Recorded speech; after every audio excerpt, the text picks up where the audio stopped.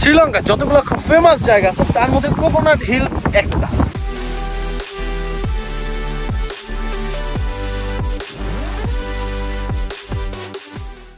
এখন অব্দি শ্রীলঙ্কার যেই কয়টা জায়গায় গেছি প্রত্যেকটার পানি খুব নীল। আমাদের দেশে তো সমুদ্র আছে কিন্তু আমরা এইভাবে পারলাম না, আফসোস। ওখান থেকে আপনি গগলস ভাড়া নিতে পারবেন, ভাড়া নিয়ে এখানে আপনি চাইলে স্নোরকেলিং করতে পারেন। এই যে আপনি যদি সব জায়গায় বসে থাকেন, কার উঠতে ইচ্ছা করবে বলেন?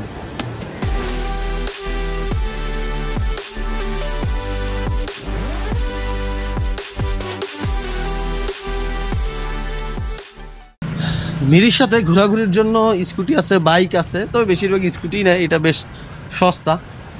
সারাদিনের জন্য আপনি এদের 2000 রুপি বাংলাদেশি টাকায় কনভার্ট করলে হয়তো বা 600-700 টাকার মতো আসে আর কি। তো আমরা নিচ্ছি মাত্র 5 ঘন্টার জন্য, মানে আমরা এখন বেরোইছি 2:30টার মতো বাজে, রাতে এসে দিয়ে যাব। আমরা দরদাম করলাম, এই যে এইটা 1200 রুপি দেওয়া লাগবে আর কি এদেরকে।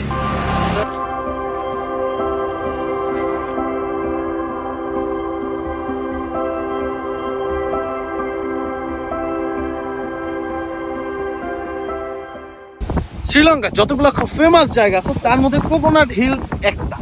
এখন কথা হচ্ছে কোকোনাট হিলে যাচ্ছিলাম, যাওয়ার পথে ভাই এইখানের যে ভিউ দেখেন,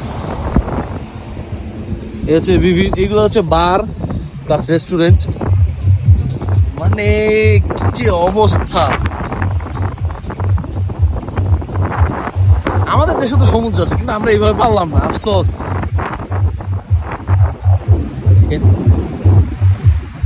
আর ওই হচ্ছে কোকোনাট হিল, একটু পরে যাব। এইখানে বসে খাওয়া দাওয়ার যে ব্যাপারটা দেখছেন, ঢেউয়ের বাড়ি গেলে পানি ছিটতে আসতেছে উপরে। ও ভাই,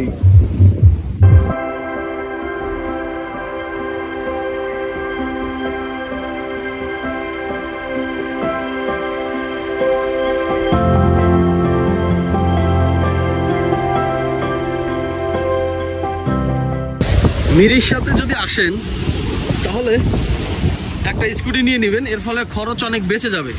আপনি যদি যে টুকটুক না কি যেন বলে, মানে সিএনজি টাইপের যেগুলো, ওগুলোতে করে যদি ঘুরেন, হিউজ পরিমাণ খরচ, হিউজ।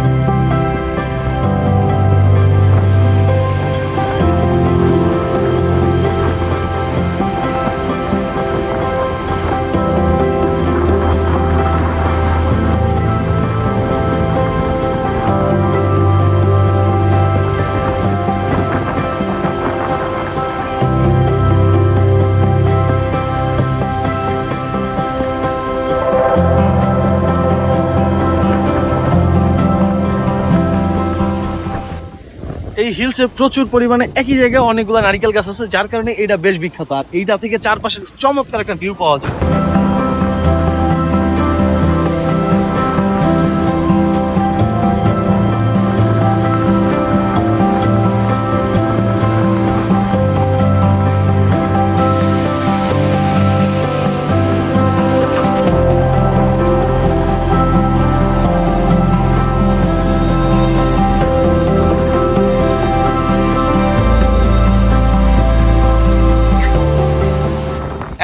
আমি শ্রীলঙ্কার যেই কয়টা বিচে গেছি প্রত্যেকটার পানি খুবই নীল, এবং মানে প্রত্যেকটা বিচ ভাই ক্লিন, প্রত্যেকটা বিচ। আর এই দেশে যেই পরিমাণ ফরেনার আসে, এদের অর্থনীতি চাঙ্গা হবে না তো আমাদের হবে।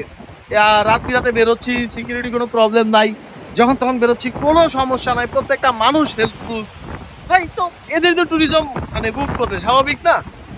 এই কোকোনাট হিলের এইদিকে আবার একটা রেস্টুরেন্টের কাজ চলতেছে, চিন্তা করেন এখানে বসে বসে আপনি চা বা কফি খাচ্ছেন, সামনে এই ভিউ, কার মন চাইবে ব্যাক করতে?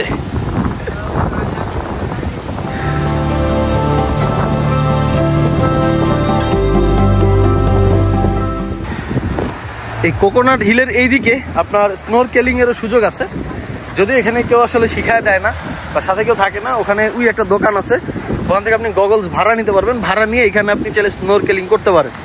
তো যারা হচ্ছে এদিকে আসবেন তারা এটা একটা অপশন হিসেবে রাখতে পারেন যে কোকোনাট হিল গেলাম, সেখানে গিয়ে গোসল করলাম, স্নোরকেলিং করলাম, তারপর ব্যাক।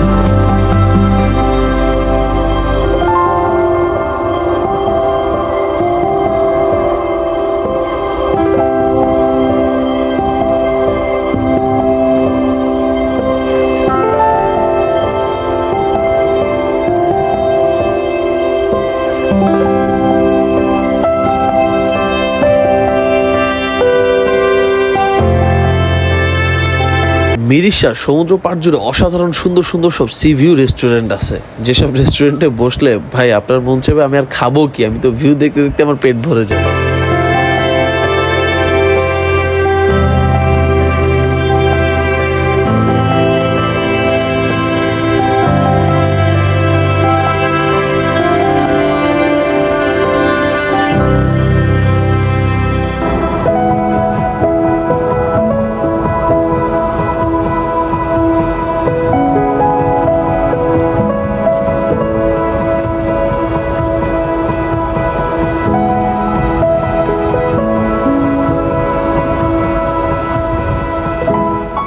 শ্রীলঙ্কা সমুদ্র তীরবর্তী জায়গাগুলো এত সুন্দর, মানে কোথাও বসলে ভাই আর উঠতে ইচ্ছা করে না, মানে বসেই থাকতে ইচ্ছা করে, বসেই থাকতে ইচ্ছা করে। জাস্ট দেখেন, এই যে আপনি যদি এইসব জায়গায় বসে থাকেন, কার উঠতে ইচ্ছা করবে বলেন? শুধু বসেই থাকতে ইচ্ছা করে, বসে। হ্যাঁ, কেমন লাগলো? অসাধারণ।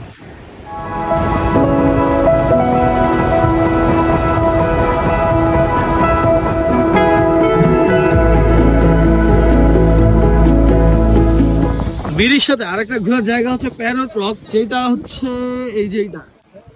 একসময় এখানে রাস্তা ছিল, বাট এখন রাস্তা নাই।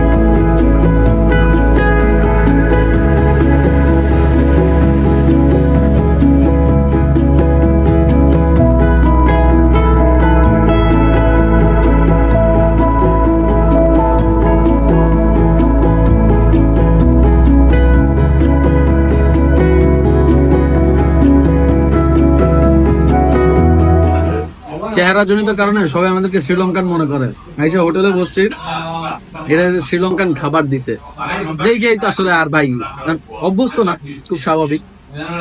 আর কালকে রাতে সেহরি করছি শুধুমাত্র বিস্কুট দিয়ে, ইফতারের পর ব্যাপক খিদা।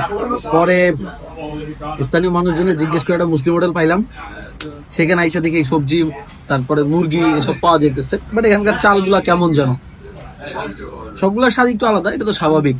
যেখানে একটা মানে শত শত কিলোমিটার পাড়ি দিলেই টেস্ট চেঞ্জ হয়ে যায়, সেখানে হাজার মাইল দূরে খাবারের স্বাদ তো আলাদা হবে। আর এইটা আসলে ট্রাভেলিং এর মজা, আপনি এক একটা জায়গায় যাবেন, নতুন নতুন টেস্ট নেবেন, নতুন নতুন কালচার দেখবেন, নতুন মানুষজন দেখবেন, এটাই মজা। এখানে এখন বাজতেছে আনুমানিক রাত 10টা, সবাই সি বিচের পাড়ে গেছে। তো বিচের পাড়ে গিয়ে তো অনেক অনেক কিছু খাবে, তো আমি তো আর এরই খাই না, তাই হচ্ছে কলা কিনছি। আর এইখানে কলা সেল হয় কেজি দরে, আমরা যেমন হালি বা ডজন কিনি ওরকম না, এইখানে কলা কেজি দরে। ওনাদের ইসে হচ্ছে 150 রুপি পার কেজি। তাহলে দেখা যায় যে অর্থাৎ বাংলা টাকায় কত আসে, কত আসে ভাই? 70-70-এরও কম আসে। 1 কেজি কলার দাম আসে হচ্ছে ধরেন 50 থেকে 60 টাকা।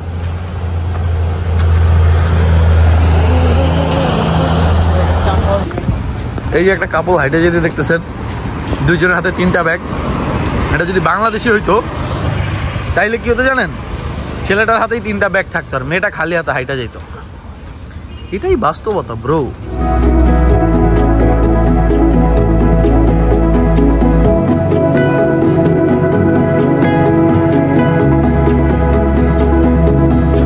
সন্ধ্যার পরে মিরিশার সি বিচগুলো আরো বেশি জমজমাট হয়ে যায়। চারপাশে তখন শুধু চলে পার্টি আর ক্যান্ডেল লাইট ডিনারের আয়োজন।